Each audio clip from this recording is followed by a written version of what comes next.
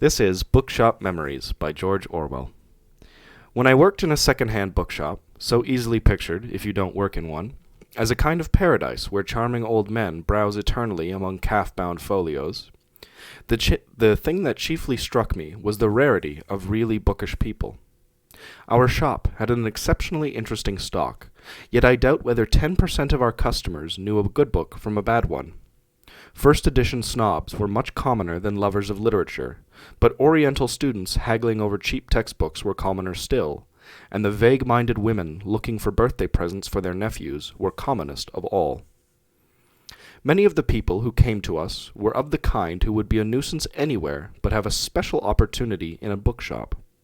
For example, the dear old lady who wants a book for an invalid, a very common demand, that, and the other dear old lady who read such a nice book in 1897 and wonders whether you can find her a copy. Unfortunately, she doesn't remember the title or the author's name or what the book was about, but she does remember that it had a red cover.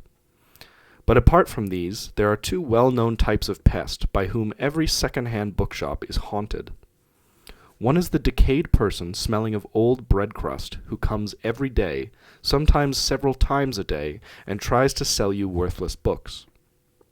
The other is the person who orders large quantities of books for which he has not the smallest intention of paying. In our shop we sold nothing on credit, but we would put books aside, or order them if necessary, for people who arranged to fetch them away later. Scarcely half the people who ordered books from us ever came back. It used to puzzle me at first. What made them do it? They would come in and demand some rare and expensive book, would make us promise over and over again to keep it for them, and then would vanish, never to return. But many of them, of course, were unmistakable paranoiacs. They used to talk in a grandiose manner about themselves, and tell the most ingenious stories to explain how they had happened to come out of doors without any money, stories which, in many cases, I am sure they themselves believed. In a town like London, there are always plenty of not quite certifiable lunatics walking the streets, and they tend to gravitate towards bookshops, because a bookshop is one of the few places where you can hang around for a long time without spending any money. In the end, one gets to know these people almost at a glance. For all their big talk, there is something moth-eaten and aimless about them. Very often, when we were dealing with an obvious paranoiac, we would put aside the books he asked for and then put them back on the shelves the moment he had left. None of them, I noticed, ever attempted to take books away without paying for them. Merely to order them was enough. It gave them, I suppose, the illusion that they were spending real money. Like most second-hand bookshops, we had various sidelines. We sold second-hand typewriters, for instance, and also stamps. Used stamps, I mean. Stamp collectors are a strange, silent, fish-like breed of all ages, but only of the male sex. Women, apparently, fail to see the peculiar charm of gumming bits of colored paper into albums. We also sold sixpenny horoscopes compiled by somebody who claimed to have foretold the Japanese earthquake. They were in sealed envelopes, and I never opened one of them myself. But the people who bought them often came back and told us how true their horoscopes had been. Doubtless any horoscope seems true if it tells you that you are highly attractive to the opposite sex and that your worst fault is generosity. We did a good deal of business in children's books, chiefly remainders. Modern books for children are rather horrible things, especially when you see them in the mass. Personally, I would sooner give a child a copy of Petronius Arbiter than Peter Pan, but even Barry seems manly and wholesome compared with some of his later imitators. At Christmas time, we spent a feverish 10 days struggling with Christmas cards and calendars, which are tiresome things to sell, but good business while the season lasts.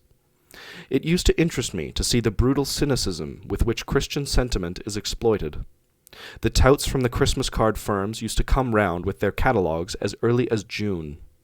A phrase from one of their invoices sticks in my memory. It was, 2 dozen, infant Jesus with rabbits. But our principal sideline was a lending library, the usual 2-penny no-deposit library of 500 or 600 volumes, all fiction. How the book thieves must love those libraries. It is the easiest crime in the world to borrow a book from one shop for 2 pence, remove the label, and sell it at another shop for a shilling. Nevertheless, booksellers generally find that it pays them better to have a certain number of books stolen — we used to lose about a dozen a month — than to frighten customers away by demanding a deposit. Our shop stood exactly on the frontier between Hampstead and Camden Town, and we were frequented by all types from baronets to bus conductors. Probably our library subscribers were a fair cross-section of London's reading public. It is therefore worth noting that of all the authors in our library, the one who went out the best was Priestley, Hemingway, Walpole, Wodehouse? No, Ethel M. Dell, with Warwick Deeping a good second and Geoffrey Farnell, I should say, third. Dell's novels, of course, are read solely by women, but by women of all kinds and ages, and not, as one might expect, merely by wistful spinsters and fat wives of tobacconists. It is not true that men don't read novels, but it is true that there are whole branches of fiction that they avoid. Roughly speaking, what one might call the average novel, the ordinary, good-bad, Galsworthy and water stuff, which is the norm of the English novel, seems to exist only for women. Men read either the novels it is possible to respect, or detective stories. But their consumption of detective stories is terrific. One of our subscribers, to my knowledge, read 4 or 5 detective stories every week for over a year, besides others which he got from another library. What chiefly surprised me was that he never read the same book twice. Apparently, the whole of that frightful torrent of trash — the pages read every year would, I calculated, cover nearly 3/4 of an acre — was stored forever in his memory. He took no notice of titles or authors' names, but could tell merely by glancing into a book whether he had it already. In a lending library, you see people's real tastes, not their pretended ones. And one thing that strikes you is how completely the classical English novelists have dropped out of favor. It is simply useless to put Dickens, Thackeray, Jane Austen, Trollope, etc. into the ordinary lending library because nobody takes them out. At the mere sight of a 19th century novel, people say, "Oh, but that's old," and shy away immediately. Yet it is always fairly easy to sell Dickens, just as it is always easy to sell Shakespeare. Dickens is one of those authors whom people are always meaning to read, and, like the Bible, he is widely known at second hand.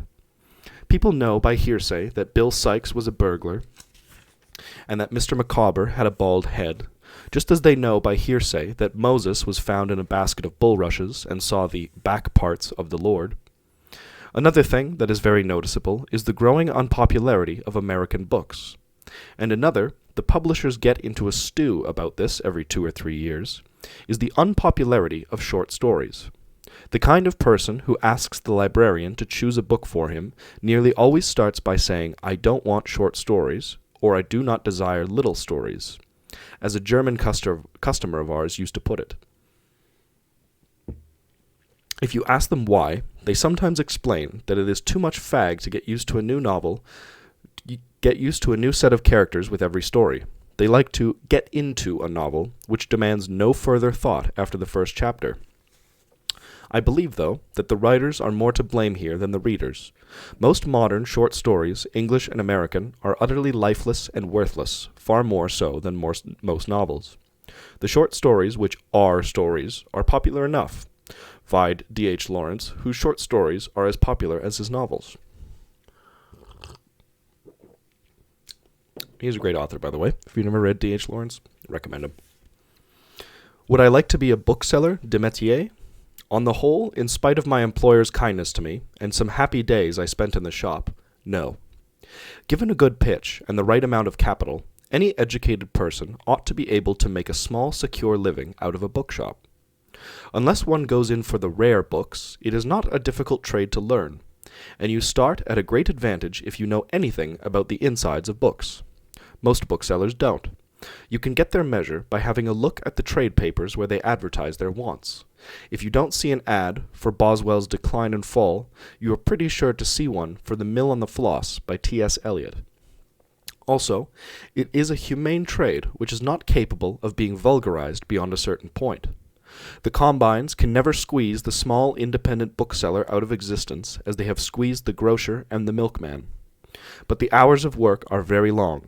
I was only a part-time employee, but my employer put in a 70-hour week, apart from constant expeditions out of hours to buy books, and it's an unhealthy life.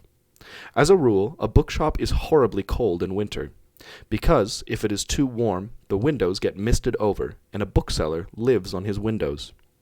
And books give off more and nastier dust than any other class of objects yet invented, and the top of a book is the place where every bluebottle prefers to die. But the real reason why I should not like to be in the book trade for life is that while I was in it, I lost my love of books. A bookseller has to tell lies about books, and that gives him a distaste for them. Still worse is the fact that he is constantly dusting them and hauling them to and fro. There was a time when I really did love books, loved the sight and smell and feel of them. I mean, at least if they were 50 or more years old. Nothing pleased me quite so much as to buy a job lot of them for $1 at a country auction. There is a peculiar flavor about the battered, unexpected books that you pick up in that kind of collection. Minor 18th century poets, out-of-date gazetteers, odd volumes of forgotten novels, bound numbers of ladies' magazines of the 60s. For casual reading in your bath, for instance, or late at night when you are too tired to go to bed, or in the odd quarter of an hour before lunch. There is nothing to touch a back number of the girl's own paper. But as soon as I went to work in the bookshop, I stopped buying books. Seen in the mass, 5 or 10,000 at a time, books were boring and even slightly sickening. Nowadays, I do buy one occasionally, but only if it is a book that I want to read and can't borrow, and I never buy junk. The sweet smell of decaying paper appeals to me no longer. It is too closely associated in my mind with paranoid customers and dead blue bottles. Written in November 1936.